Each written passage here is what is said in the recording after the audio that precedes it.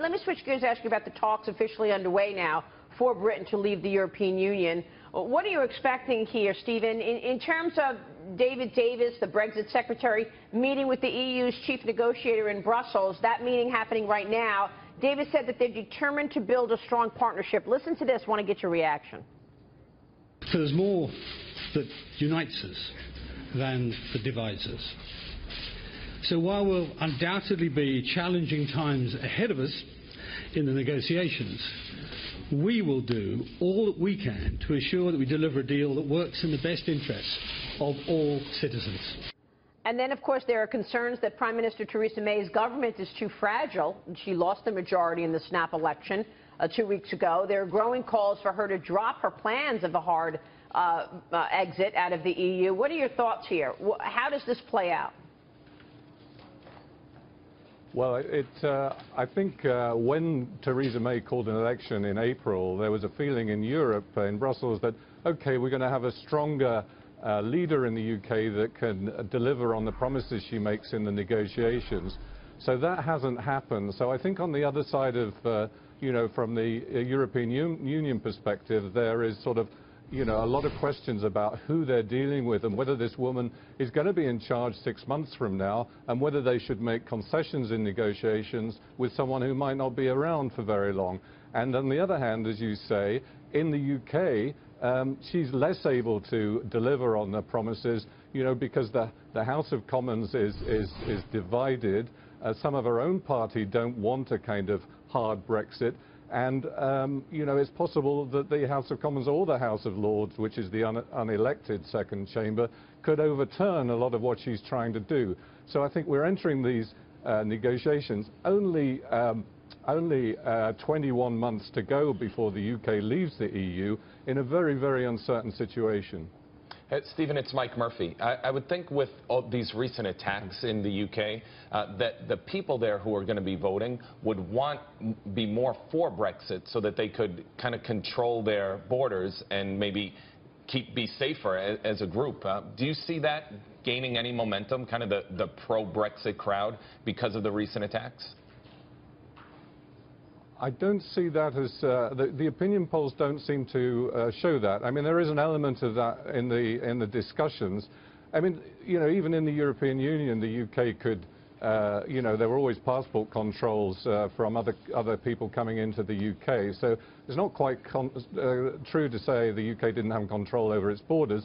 What it had an issue with was people coming into and working in the UK from other parts of the European Union, and the UK couldn't set quotas onto it.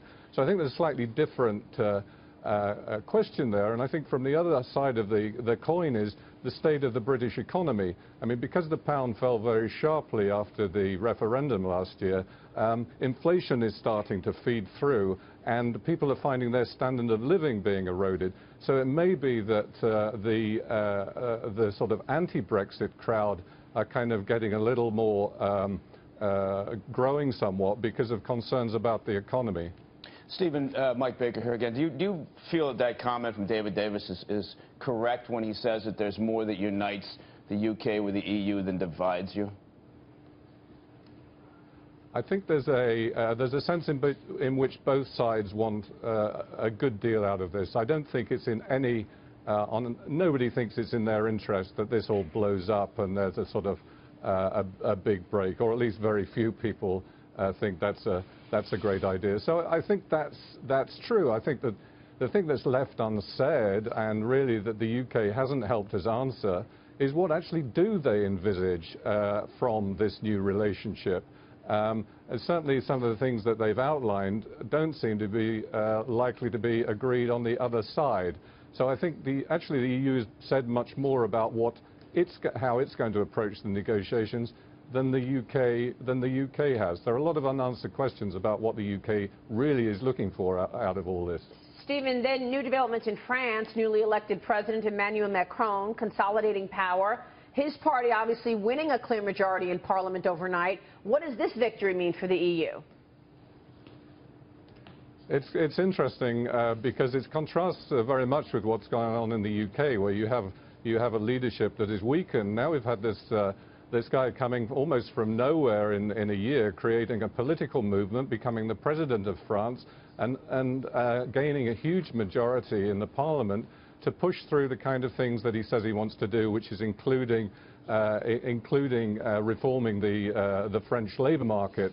So I think the narrative in which the UK went into the sort of referendum, which was a declining European Union and a sort of strengthening Britain, that kind of mood music has changed, because I think to some extent anyway, and I wouldn't want to exaggerate this, the EU has got its mojo back, partly thanks to what Macron, who was a very pro-EU candidate, is doing, and also the fact that Angela Merkel looks as if she's going to come back as Chancellor, possibly with you know, increased majority or an increased size of her party.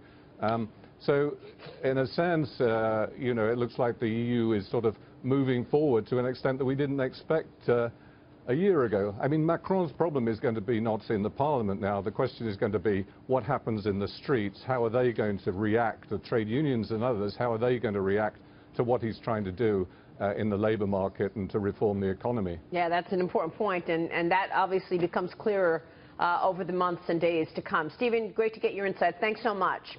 Stephen Fidler joining us this morning.